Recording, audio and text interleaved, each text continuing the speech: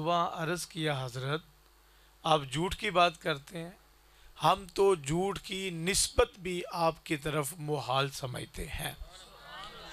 اللہ کے نبی علیہ الصلوۃ والسلام نے جب یہ بات سماعت فرمائی تو فرمانے لگے کہ اگر میں تمہیں کہوں اس پہاڑ کے پیچھے ایک لشکر ہے، ابھی نمودار ہوگا اور تمہیں نیست و نابود کر دے گا، تمہارا کیا خیال ہے؟ لوگوں نے عرض کیا حضرت ہم تسلیم کریں گے آپ کی بات کو۔ اللہ کے نبی علیہ الصلوۃ والسلام فرماتے ہیں اگر تم چند قدم آگے بڑھا کے پہاڑ کے پیچھے جا کے دیکھو اور تمہیں وہ لشکر نظر نہ آئے تو میرے بارے میں پھر کیا کہو گے؟ لوگوں نے کہا حضرت اگر وہ لشکر ہمیں نظر نہ آئے تو ہم کہیں گے ہماری آنکھیں اندھی ہو گئی ہیں، محمد کی زبان پہ کبھی جھوٹ نہیں آ سکتا۔ اللہ کے نبی علیہ الصلوۃ والسلام نے فرمایا میرے اوپر اتنا تیقن رکھتے ہو اور میرے بارے میں صداقت کی اتنی گواہی دیتے ہو تو سنو، ان بتوں سے اپنی پیشانی کو کھینچ کر کے لا شریک کی دہلیز پہ آ جاؤ، میں اسی رب کا رسول بن کے کائنات میں تشریف لایا ہوں اور لا شریک نے میرے سر پہ رسالت کا تاج رکھا ہے۔ جب اللہ کے نبی علیہ الصلوۃ والسلام نے دعوت توحید دی تو پھر تاریخ کی کتابوں کو پڑھیے کہ کسی نے میرے رسول کی راہوں میں کانٹے بچھائے۔ سورہ لہب کی تفسیر پڑھیے ذرا۔ عرب کے بڑے بڑے سرداروں کی ازواج سارا دن جنگل سے کانٹے چنا کرتی تھیں اور رات کے اندھیرے میں ان راہوں پہ بچھاتی جن راہوں سے میرے محمد نے گزرنا ہوتا تھا۔ رسول اللہ صلی اللہ علیہ وآلہ وسلم یہ نہ فرماتے کہ میں تمہیں تبلیغ کرنا چاہتا ہوں اور تم میری راہوں میں کانٹے بچھاتے ہو۔ نہیں میرے بھائی، اللہ کے نبی علیہ الصلوۃ والسلام کی راہوں میں یہ لوگ کانٹے بچھایا کرتے تھے، اللہ کے نبی کانٹوں کو ہٹاتے جاتے تھے، لوگوں کو دین کا پیغام سناتے جاتے تھے۔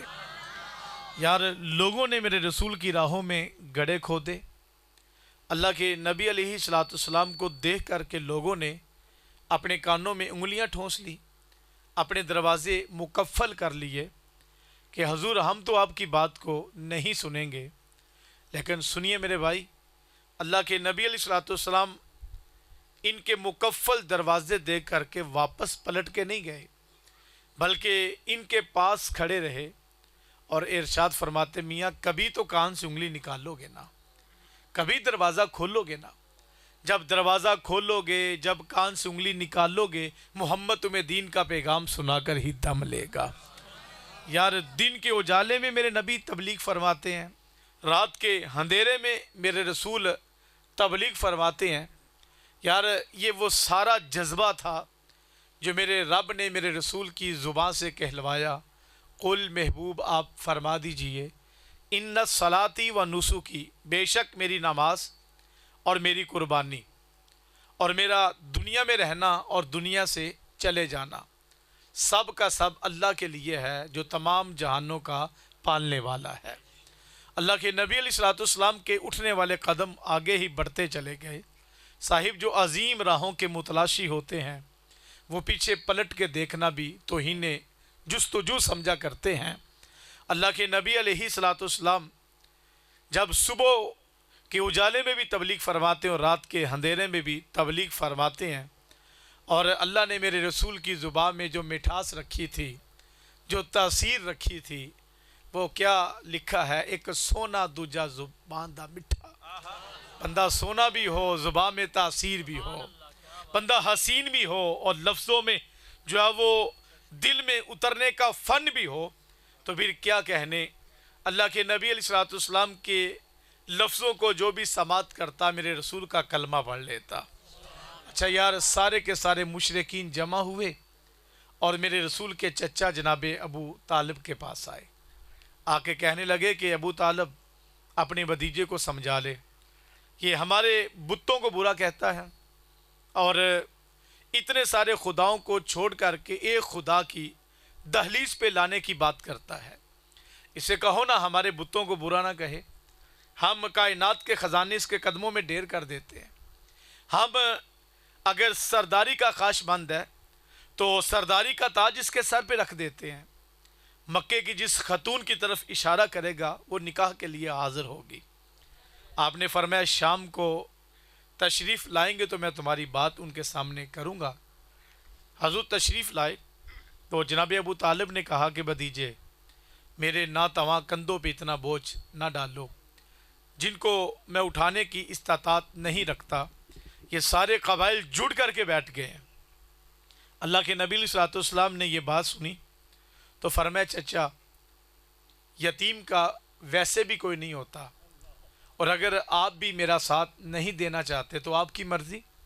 باقی رہی بات میری، کہا اگر یہ میرے ایک ہاتھ پہ سورج لا کے رکھ دیں اور دوسرے ہاتھ پہ لا کے چاند رکھ دیں، مجھے اس ذات کی قسم جس کے قبضہ قدرت میں محمد کی جان ہے، میں ان کے بتوں کو برا کہتا رہوں گا اور رب کی توحید کی دعوت دیتا رہوں گا.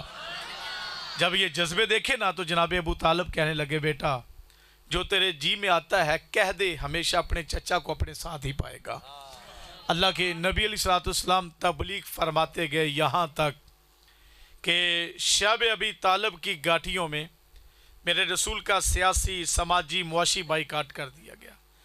3 سال میرے رسول اسی بائیکاٹ میں محصور رہے اور حالات اتنے اوکھے بنے کہ ماؤں کی چھاتیوں سے دودھ خشک ہو گیا اور جب بچے بلکنے لگے نا بھوک اور پیاس کی وجہ سے تو ماؤں نے یہ کہہ کے خاموش کروایا بیٹا چپ ہو جاؤ، اگر کافروں نے سن لیا تو رسول اللہ کو تانا دیں گے. یار حالات اتنے اوکھے بنے کہ سیدہ عائشہ کہتی ہیں ایک دن میں نے پوچھ لیا حضور احد کے دن سے اوکھا دن بھی کوئی آپ کی زندگی میں آیا ہے؟ اصحاب کہتے ہیں ہم سمجھتے تھے کہ احد کے دن سے اوکھا دن حضور کی زندگی میں کوئی دن نہیں آیا ہوگا. یار اتنا اوکھا دن جب میرے رسول کے مبارک لبوں پہ پتھر لگا، اللہ کے نبی علیہ الصلوۃ والسلام کے محبوب چچا جناب امیر حمزہ کو شہید کر دیا گیا. اور صرف شہید ہی نہیں، اس انداز کے اندر کہ آپ کے کان کاٹ دیے گئے، ناک کو کاٹ دیا گیا، ہونٹ کاٹ دیے گئے، آنکھوں میں نیزے چبو دیے گئے، آپ کا کلیجہ نکال لیا گیا. اللہ کے نبی علیہ الصلوۃ والسلام جو ہے وہ چشمان اقدس سے انوار بہا رہے تھے اور بار بار فرما رہے تھے ما فعل امی، لوگوں نے میرے چچا کا کیا حال کر دیا. کہتے ہیں کہ اس دن سے اوکھا دن ہم سمجھتے تھے حضور کی زندگی میں نہیں آیا ہوگا. سیدہ عائشہ کہتی جب میں نے سوال کیا نا تو اللہ کے نبی علیہ الصلوۃ والسلام کی چشمان اقدس سے انوار ٹپکے. فرمایا عائشہ جب طائف کے بازاروں میں تیری قوم نے مجھے پتھر مارے تھے یہ دن احد کے دن سے بھی زیادہ اوکھا دن تھا. یار حضور علیہ الصلوۃ والسلام جب طائف کے بازاروں میں گئے نا تو 2 رویا کتاروں میں اوباش لڑکے کھڑے کر دیے گئے. میرے بھائی ان کے ہاتھوں میں کوئی پھول کی پتیاں نہیں تھیں بلکہ ان کے ہاتھوں میں نکیلے پتھر تھے. اللہ کے نبی علیہ الصلوۃ والسلام تشریف لائے نا تو حضور کے ٹخنوں پہ ان لوگوں نے پتھر مارے. حضور علیہ الصلوۃ والسلام کے ایک ٹخنے پہ پتھر لگتا حضور اپنا قدم اٹھا لیتے، جب دوسرے ٹخنے پہ پتھر لگتا حضور کرب کی وجہ سے زمین کے اوپر بیٹھ جاتے. اچھا یار حضور بیٹھ گئے، یہ اوباش پیچھے نہ ہٹتے تھے بلکہ آگے بڑھ کے 2 اوباش میرے رسول کے کندھوں سے پکڑ کے کہتے قم یا محمد، کیوں بیٹھ گئے ہو؟ کھڑے ہو کر کے ہمیں تبلیغ نہیں کرو گے؟ جب حضور کے نالین خون سے بھر گئے، یار طائف کے ریگزار بھی لرز رہے تھے، عرش الہی بھی جنبش میں تھا. مالک نبیوں کا امام ہے، خاتم الانبیاء ہے، اور آج طائف کے بازاروں میں لوگ پتھروں سے استقبال کر رہے ہیں. جبریل امین عرض کرتے مالک میں تیرے رسول کی مجلس نور میں حاضر ہونا چاہتا ہوں. اللہ کے نبی علیہ الصلوۃ والسلام کی بارگاہ میں جبریل آ کر کے عرض کرتے بندہ نواز آپ مجھے حکم دینا، میں ان دونوں پہاڑوں کو آپس میں ملا دیتا ہوں اور یہ لوگ پس کر کے رہ جائیں گے اور نشان عبرت بن جائیں گے. قیامت تک آنے والے لوگ تماشا دیکھیں گے کہ جو رسول کے خلاف کھڑا ہوتا ہے اس کا انجام کیا ہوتا ہے. میرے رسول نے فرمایا جبریل ان فرشتوں کو لے کر کے واپس چلے جاؤ، میرے رب نے مجھے رحمت بنا کر بھیجا ہے، زحمت بنا کر نہیں بھیجا. اچھا جب فرشتے واپس پلٹ گئے نا تو اصحاب نے عرض کیا بندہ نواز آپ ہاتھ اٹھائیں نہ ان کے خلاف رب کی بارگاہ میں عرض کریں نا، اگر صالح علیہ السلام کی اونٹنی کی کھچوں کو کاٹا جائے تو رب تعالیٰ پوری قوم پہ عذاب کا کوڑا برسا دیتا ہے۔ حضور یہاں تو امام الانبیاء کے مبارک قدم ہے، جب اہل محبت نے اصرار کیا، اللہ کے نبی علیہ الصلوۃ والسلام کے دونوں ہاتھ اٹھے، اصحاب کے لبوں پہ تبسم آیا، ابھی عذاب کا کوڑا برسا دیا جائے گا اور یہ لوگ نشان عبرت بن کر کے رہ جائیں گے۔ اللہ کے نبی علیہ الصلوۃ والسلام کے ہاتھ اٹھے نا تو مبارک لب جنبش کرتے ہیں اور زبان حرکت کرتی ہے، لفظ ترکیب پاتے ہیں، تو انداز یہ بنتا ہے مالک اس قوم کو ہدایت عطا فرما، یہ قوم مجھے نہیں جانتی، اگر مجھے جانتی ہوتی تو میری راہوں میں کانٹے نہیں بلکہ اپنی پلکوں کو بچھا دیتے۔ یار لوگوں نے کہا حضرت ہم نے کہا آپ ان کے خلاف دعا کریں اور آپ ان کے لیے دعائے ہدایت فرما رہے ہیں۔ سنیے میرے بھائی، اللہ کے نبی علیہ الصلوۃ والسلام نے فرمایا تم مجھے کہتے ہو میں ان کے خلاف دعا کروں، لیکن محمد عربی کو ان کی نسلوں سے ایمان کی خوشبو آ رہی ہے۔ یار کتنا بڑا جملہ ہے علماء کے لیے، مبلغین کے لیے، وارثان منبر و محراب کے لیے۔ آج میں برستے ہوئے پھولوں میں آؤں، نعروں کی گونج میں میرا استقبال کیا جائے اور مجھے اسٹیج پہ بٹھایا جائے، سارا مجمع میری بات سننے کے لیے آمادہ ہو اور میری بات کو سن کر کے اگر آپ فضا میں بازو لہرا کر کے جذباتی نہ ہو جائیں اور میری گفتگو کے دوران آپ نعرہ زنی نہ کریں، سبحان اللہ کی صدائیں نہ آئیں، یار جو ہے وہ داد کے ساتھ امداد اسٹیج تک نہ آئے تو میں بگڑ جاؤں گا کہ یار کن بے ذوق لوگوں میں آ کے میں بیٹھ گیا، یار یہ لوگ تو سننے کا شعور ہی نہیں رکھتے۔ ارے ظالم تو برستے ہوئے پھولوں میں آیا، نعروں کی گونج میں تیرا استقبال کیا گیا، اتنے سارے لوگ ہمہ تن گوش ہو کر کے تیری بات سننے کے لیے آمادہ ہیں، اس کے باوجود تو ان لوگوں کو بے ذوق کہہ رہا ہے اور ان لوگوں پہ برس رہا ہے، اس لیے کہ تیرے اوپر نوٹوں کی بارش نہیں کی جا رہی۔ صاحب ذرا پلٹ کر کے طائف کے بازاروں میں دیکھنا، ذرا تیرے پیغمبر تو برستے ہوئے پتھروں کے اندر بھی کھڑے ہو کر کے تبلیغ کرتے ہیں اور پھر ان کے خلاف دعا نہیں کرتے بلکہ فرماتے مجھے ان کی نسلوں سے بھی ایمان کی خوشبو آتی ہے۔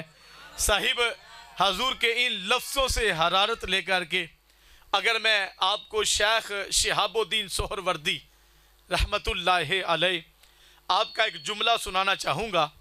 یار شہاب الدین معمولی بندے کا نام نہیں ہے، یار ملتان سے بہاؤدین ذکریہ ملتانی پیدل چل کے جس کے سامنے زانوے تلمس طے کرتے ہیں نا، اسے شیخ الشیوخ شیخ شہاب الدین سہروردی کے نام سے پکارا جاتا ہے۔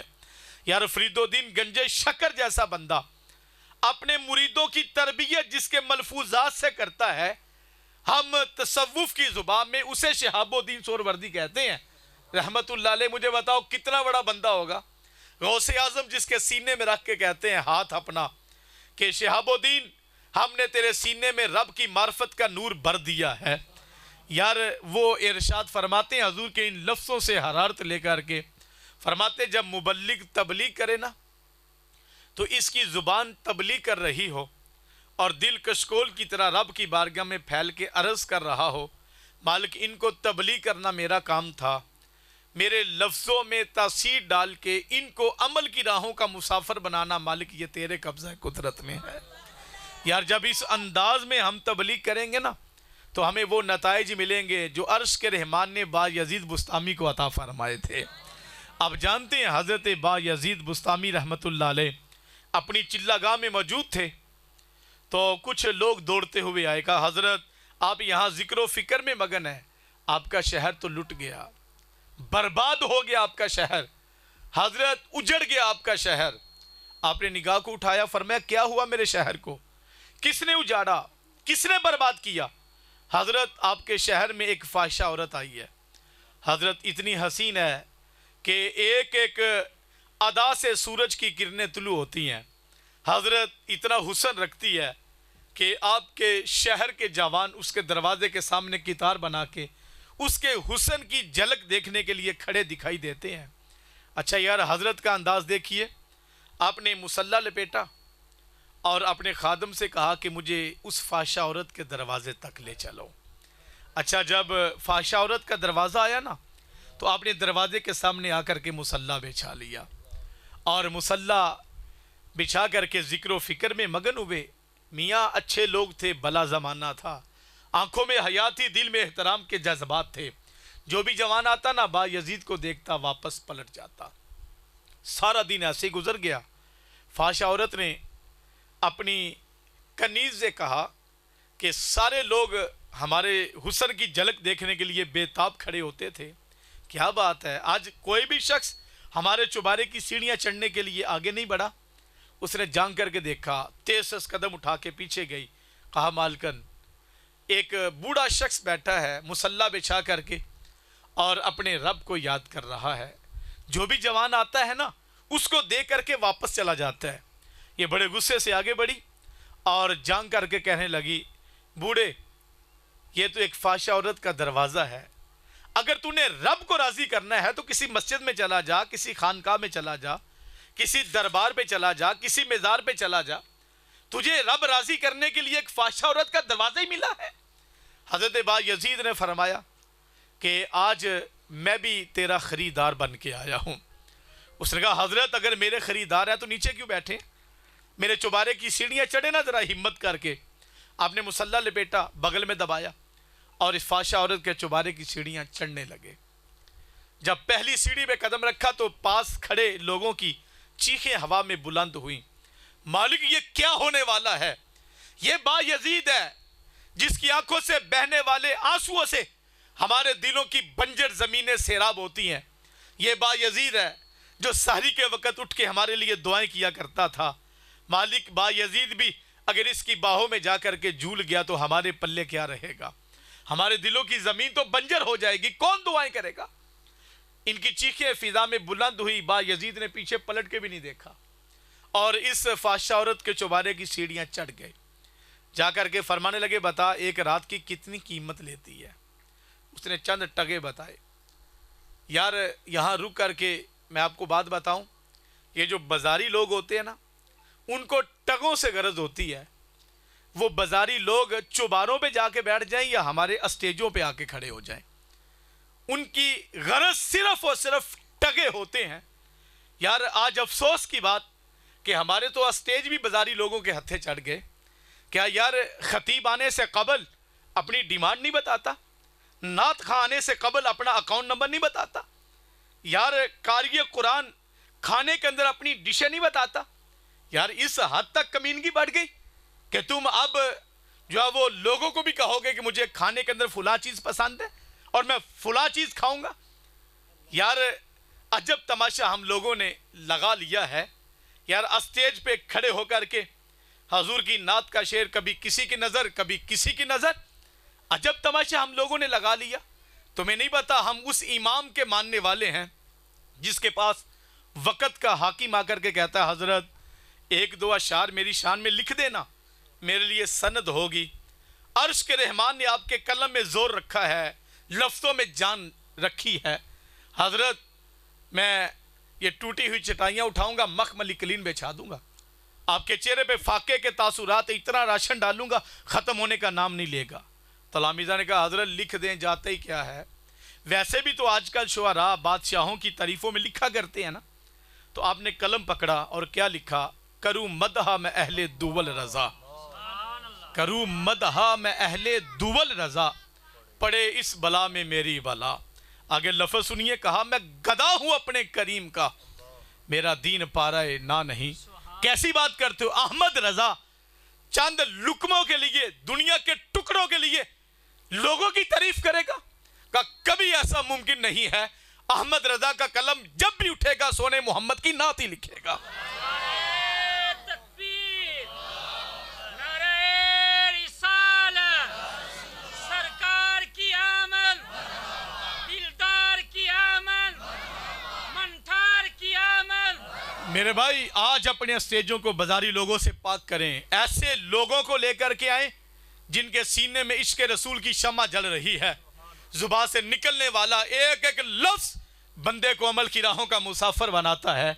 سنیے حضرت با یزید نے چند ٹگے اس کی جولی میں ڈالے، فرمایا جس طرح کہوں گا کرے گی نا؟ کہا حضرت ٹگوں سے غرض ہے، وہ آپ نے دے دیے۔ آپ نے فرمایا چلو پھر غسل کرو۔ غسل کرنے کے بعد کہا اچھا لباس پہنو، اور پھر اچھا لباس پہنا کر کے فرمایا کہ یہ مصلی میں اپنے پیچھے بچھا رہا ہوں، جس طرح میں کرتا جاؤں نا تم بھی اسی طرح کرتی چلی جانا۔ ساری رات شراب شباب کے نشے میں گزارنے والی لوگوں کی باہوں میں گزارنے والی کیا جانتی تھی رب نے مصلی میں سواد کتنا رکھا ہوا ہے؟ یار رب نے مصلی میں لذت کتنی رکھی ہے۔ ساری رات سوشل میڈیا پہ برباد کرنے والا، ساری رات جو ہے وہ چوک چراہوں میں بیٹھ کے اپنے وقت کو ضائع کرنے والا کیا جانتا ہے رب نے مصلی میں کتنی لذت رکھی ہوئی ہے۔ کبھی سحری کے وقت اٹھ کر کے مصلی بچھا کے اس کی دہلیز پہ پیشانی جھکاؤ نا، پھر دیکھنا تمہاری زندگی میں نور کیسے آتا ہے، تمہاری زندگی نکھرتی کس طرح ہے، تمہاری زندگی میں انوار و تجلیات کیسے اترتی ہے۔ اچھا پھر آپ نے تکبیر تحریمہ کہی، ثنا پڑھتے ہیں، کبھی فاتحہ کے بعد قرآن کی تلاوت، رکوع میں رب کی تسبیحات، سجدے میں گئے نا، جب کہا نا سبحان ربی الاعلی، پھوٹ کے رونے لگے، چیخیں ہوا میں بلند ہونے لگی، کہا مالک تیری بندی تھی، تیری راہوں سے بہک گئی تھی، میں پکڑ کر کے تیری دہلیز پہ لے آیا ہوں، مالک یہاں تک لانا میرا کام تھا، اس کے دل کی دنیا کو بدلنا تیرے دستے قدرت میں ہے۔ یار آپ پڑھ کے دیکھیے، یہ خاتون سجدے میں جا رہی تھی، وقت کی فاحشہ عورت تھی، اور جب سجدے سے سر اٹھا رہی تھی، عرش کے رحمان نے ولایت کا تاج اس کے سر پہ سجا بھی دیا تھا۔ اور میرے بھائی حضور کے ان لفظوں سے خیرات لو نا، فرمایا تم مجھے کہتے ہو میں ان کے خلاف دعا کروں، لیکن محمد عربی کو ان کی نسلوں سے ایمان کی خوشبو آتی ہے۔ اچھا پھر پڑھ کے دیکھیے ذرا کہ بیٹا تو ابو جہل کا ہے۔ آپ جانتے ہیں ابو جہل کون ہے؟ یار 1000 کا لشکر لے کے میدان بدر تک کون آیا تھا؟ یار کون ہے جس نے مکہ مکرمہ میں جو ہے وہ اتنا تنگ کیا کہ میرے رسول ہجرت کر کے مدینہ طیبہ تشریف لے آئے؟ اگر میں آپ سے پوچھوں کہ اسلام کے سب سے بڑے دشمن کا نام، تو آپ کی زبان پہ ابو جہل کے علاوہ کوئی اور نام نہیں آئے گا میرے بھائی۔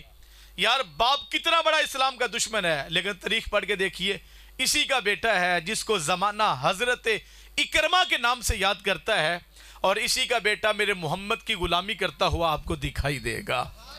یار عاص بن وائل ہے نا جس نے حضور کے شہزادے کے انتقال پہ کہا تھا نعوذ باللہ حضور تو ابتر ہو گئے۔ اچھا یار آپ دیکھیے یار اتنا بڑا دشمن کے بیٹے کا جنازہ، اور یہ حضور علیہ الصلوۃ والسلام کے دل کو مزید رنجیدہ کر رہا ہے۔ اس کے 4 بیٹے ہیں، آپ پڑھ کے دیکھیے، 1 نہیں 2 نہیں 4 بیٹے میرے محمد کی غلامی کرتے ہوئے دکھائی دیتے ہیں۔ فرمایا مجھے ان کی نسلوں سے ایمان کی خوشبو آتی ہے۔ یار حضور کی تبلیغ کا نتیجہ، اللہ کے نبی علیہ الصلوۃ والسلام 13 سال اعلان نبوت کے بعد مکہ مکرمہ گزارنے کے بعد جب مدینہ طیبہ تشریف لائے تو 10 سال گزرے۔ میرے رسول حجۃ الوداع کے موقع پہ قصوہ نامی اونٹنی پہ سوار تھے۔ اللہ کے نبی علیہ الصلوۃ والسلام نے فرمایا لوگو جو پیغام میں رب کی طرف سے لے کر کے آیا تھا کیا وہ پیغام میں نے تمہارے تک پہنچا دیا؟ لوگوں نے عرض کیا حضرت کیسی بات کرتے ہیں، پیغام پہنچا دیا؟ آپ نے پیغام پہنچانے کا حق ادا کر دیا ہے، ہم نے کانوں میں انگلیاں ٹھونسی، دروازے بند کیے، آپ نے دستک دے دے کے ہمیں سنایا ہے۔ آپ نے یہ لفظ سنے، آسماں کی طرف رخ زیبا کیا، عرض کیا مالک گواہ رہنا دیکھ تیرے بندے کیا کہہ رہے ہیں۔ 3 بار مالک گواہ رہنا دیکھ تیرے بندے کیا کہہ رہے ہیں۔ 3 بار عرض کرنے کے بعد پھر لوگوں سے مخاطبت کرتے ہوئے کہا کہ لوگو انا خاتم النبیین لا نبی بعدی، میں آخری نبی ہوں، میرے بعد کوئی نبی رسول پیغمبر آنے والا نہیں ہے۔ اچھا یہ جو دین کی تبلیغ کا ذمہ ہے نا، بلغوا انی ولو آیتن، میں یہ تمہارے کندھوں پہ رکھ کے جا رہا ہوں، اب تم نے تبلیغ کرنی ہے چاہے تمہیں ایک ہی آیت کیوں نہیں آتی۔ اچھا یار اس کے بعد اللہ کے نبی علیہ الصلوۃ والسلام ظاہری دنیا سے رخصت ہو گئے۔ ابن عساکر نے لکھا ہے تاریخ دمشق کبیر میں کہ اس حدیث کے بعد ایک شخص گھوڑے پہ سوار ہوا، گھوڑے کو دوڑانے لگا، لوگوں کو دین کا پیغام سنانے لگا۔ اچھا یار گھوڑا دوڑاتا جاتا ہے، لوگوں کو دین کا پیغام سناتا جاتا ہے، پھر ایک وقت ایسا آیا کہ زمین ختم ہو گئی، آگے دلدل آ گئی، گھوڑے کے پاؤں زمین کے اندر دنسنے لگے۔ اس نے گھوڑے کی لگام کھینچی، آسمان کی طرف چہرہ کیا، عرض کرنے لگا مالک گواہ رہنا، دیکھ تیری زمین ختم ہو گئی ہے لیکن تیرے بندے کے جذبے ابھی بھی جوان ہیں، اور زمین ہوتی میں اور لوگوں تک تیرے نبی کے دین کا پیغام پہنچاتا۔ اقبال نے خراج تحسین پیش کیا ہے کہ دی اذان نے کبھی یورپ کے کلیساؤں میں، کبھی افریقہ کے تپتے ہوئے صحراؤں میں، دشت و دشت دریا بھی نہ چھوڑے ہم نے، بہرائے ظلمات میں دوڑا دیے گھوڑے ہم نے۔ پھر کون سا خطہ تھا، کون سی زمین تھی جہاں پہ میرے محمد کے اسلام کا پرچم نہیں لہرا رہا تھا؟ یار امام محمد بن حسن الشیبانی درس دینے کے لیے بیٹھتے نا تو 4-4 ہزار دواتیں آپ کی مجلس میں ہوا کرتی تھی، جن میں لوگ کلمے لگا کے آپ کے درس کو لکھا کرتے تھے۔ یار جس کی مجلس میں لکھنے والوں کی اتنی تعداد ہے، بتاؤ اس کی مجلس میں سننے والوں کی کتنی تعداد ہوگی؟ شیخ عبد القادر جیلانی جب منبر پہ درس دینے کے لیے آتے نا تو 70 ہزار کا اجتماع آپ کے سامنے ہوا کرتا تھا۔ یہ تھا ترقی کا دور، عروج کا دور۔ یار جب مسلمان جو وہ اوج سریا پہ جو وہ کمندے ڈالا کرتے تھے، کائنات کے خزانے مسلمانوں کے قدموں میں ڈیر ہوا کرتے تھے۔ پھر ہمارے اسٹیجوں پہ بازاری لوگ آئے اور ہم رسموں میں الجھ گئے، اور ہم نے بلغوا انی ولو آیتن، حضور کے اس پیغام کو بلا دیا، ہم نے پسے پس ڈالا، اور بھی یہ کیفیت بنی میرے بھائی کہ ہمارے آبا و اجداد تو وہ ہیں کہ جو 313 کی تعداد میں ہوں تو میدان بدر میں کفر کو ناکو چنے چبا دیتے ہیں۔ پھر یہی امت ہے، کبھی کشمیر میں لوٹا گیا اور کبھی برما میں ان کو ذبح کیا گیا۔ یار اگر یہ کہانی آپ کو پرانی لگتی ہیں تو ذرا نگاہ اٹھا کے فلسطین غزہ کی پٹی پہ دیکھیے نا کہ مسلمانوں کا کیا حال کیا جا رہا ہے۔ اقبال نے جب یہ کیفیت دیکھی تو اقبال تڑپ اٹھے اور اقبال رب سے شکوہ کرنے کے لیے بیٹھ گئے کہ صفحہ دہر سے باطل کو مٹایا ہم نے، نوع انسان کو غلامی سے چھڑایا ہم نے، تیرے کعبے کو جبینوں سے بسایا ہم نے، تیرے قرآن کو سینوں سے لگایا ہم نے۔ اور آگے اقبال کہتا ہے پھر بھی ہم سے گلہ ہے کہ ہم وفادار نہیں، ہم اگر وفادار نہیں تو بھی تو دلدار نہیں۔ یار جب اس کا جواب آیا تو سارا نشہ اتر گیا، مسلمانوں کے چہرے پہ تماچا لگایا، وہی لفظ سیگا بدلا، کہا صفحہ دہر سے باطل کو مٹایا کس نے، نوع انسان کو غلامی سے چھوڑایا کس نے، میرے کعبے کو جبینوں سے بسایا کس نے، میرے قرآن کو سینوں سے لگایا کس نے، تھے تو آبا وہ تمہارے ہی مگر تم کیا ہو، ہاتھ پہ درے ہاتھ منتظر فردا ہو۔ اور آگے اقبال نے کہا تھا کہ واعظ قوم کی وہ پختہ خیالی نہ رہی، برق طبی نہ رہی، شعلہ مقالی نہ رہی، رہ گئی رسم ازا روح بلالی نہ رہی، فلسفہ رہ گیا تلقین غزالی نہ رہی، مسجد مرثیہ خواہ ہیں کہ وہ نمازی نہ رہے، یعنی وہ صاحب اوصاف حجازی نہ رہے۔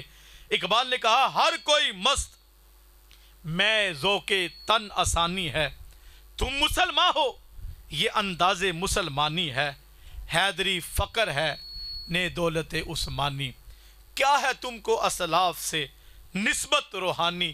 اور آگے اقبال نے حد کر دی، ساری کی ساری پستی ذلت و رسوائی کا فلسفہ نچوڑ کے رکھ دیا، کہا وہ زمانے میں معزز تھے مسلمان ہو کر اور تم خار ہوئے تارک قرآن ہو کر، کہا تمہارا حال کبھی یہ نہ ہوتا اگر تم نے میرے محمد کا قرآن نہ چھوڑا ہوتا، کبھی تمہارا حال یہ نہ ہوتا اگر تم نے میرے محمد کا پیغام نہ چھوڑا ہوتا، میرے رسول کا دامن اگر تم نے نہ چھوڑا ہوتا۔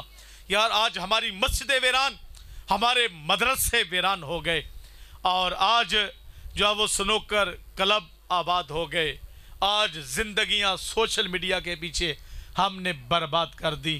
صاحب اقبال سے پوچھو، اقبال یہ تو ہماری ذلت کی کہانی ہے، بتا اگر ہم دوبارہ اوج سریا پہ کمندے ڈالنا چاہیں، ہم دوبارہ جو ہے وہ بلندیوں کے مسافر بننا چاہیں تو کیا کرنا پڑے گا؟ اقبال نے سارے کا سارا فلسفہ نچوڑ کے رکھ دیا، اور میری گفتگو کا میجر پوائنٹ ماحصل یہی ہے۔ اقبال نے کہا تھا اگر بلندی پہ جانا چاہتا ہے تو کی محمد سے وفا تو نے تو ہم تیرے ہیں، یہ جہاں چیز ہے کیا لوح و قلم تیرے ہیں، کہا آ جانا میرے محمد کی دہلیز پہ، آ جا میرے محمد کے دروازے پہ. کہا اگر تو ہمارے محمد سے وفا کرے گا نا تو یہ جہاں تو چیز ہی کوئی نہیں ہے. ہم لوح تیرے سامنے رکھ دیں گے، قلم تیرے ہاتھ میں پکڑا دیں گے. پھر عبث ہے شکوہ تقدیر یزداں، تو خود تقدیر یزداں کیوں نہیں ہے. خود ہی کو کر بلند اتنا کہ ہر تقدیر سے پہلے خدا بندے سے پوچھے بتا تیری رضا کیا ہے. کہا اقبال بتا میں اتنی بلندی پہ کیسے پہنچوں گا. تو اقبال کہتا با مصطفیٰ برساں خیش را کے دی ہماؤست. کہا اپنے آپ کو کھینچ کے میرے محمد کی دہلیز پہ لے آ، یہی سارے کا سارا دین ہے. اور کہا کی محمد سے وفا تو نے تو ہم تیرے ہیں. اگر ہمارے محمد سے وفا کرے گا نا تو لوح تیرے سامنے رکھیں گے، قلم تیرے ہاتھ میں پکڑائیں گے. پھر جس طرح تو لکھتا جائے گا عرش کا رحمان تیری تقدیر بناتا چلا جائے گا. یہ جہاں چیز ہے کیا لوح و قلم تیرے ہیں. آؤ صاحب پلٹ کر کے ہم ماضی کا سبق یاد کریں اور اپنے آپ کو ہم گنبد خضرا سے پھوٹنے والی شعاؤں کے جو ہے وہ سامنے لا کر کے کھڑا کریں اور اپنے سینے کو محمد عربی صلی اللہ علیہ وسلم کے گنبد سے پھوٹنے والی شعاؤں سے منور کریں. میں اتنی گفتگو کرنے کے ارادے میں نہ تھا، لیکن جتنا سفر کر کے میں آپ کے پاس آیا اور آپ جو ہے وہ جس انتظار میں بیٹھے، آپ کے چہروں کی چمک، دعا کریں کہ اللہ تعالیٰ میرے کہے گئے لفظوں کو دلوں میں اترنے کا فن عطا فرمائے. وسعت دل تو بہت ہے لیکن وسعت صحرا کم ہے، اس لیے مجھ میں تڑپنے کی تمنا کم ہے. وما علیہ الا البلاغ المبین.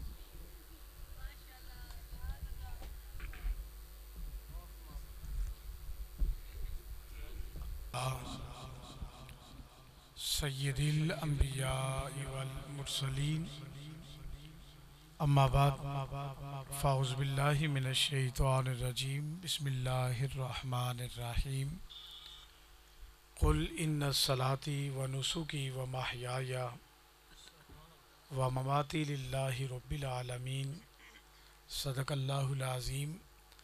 اللہم صلی علی سیدنا و مولانا محمد وعلی آل محمد وصحبہ وبارک وسلم. حمد و صلات کے بعد انتہائی محترم محتشم قابل صد ذی احترام سامعین ذی وقار بانیان محفل پاک اور اسٹیج پہ جلوہ فروز میری جماعت کی مقتدر شخصیات، بالخصوص علماء کرام،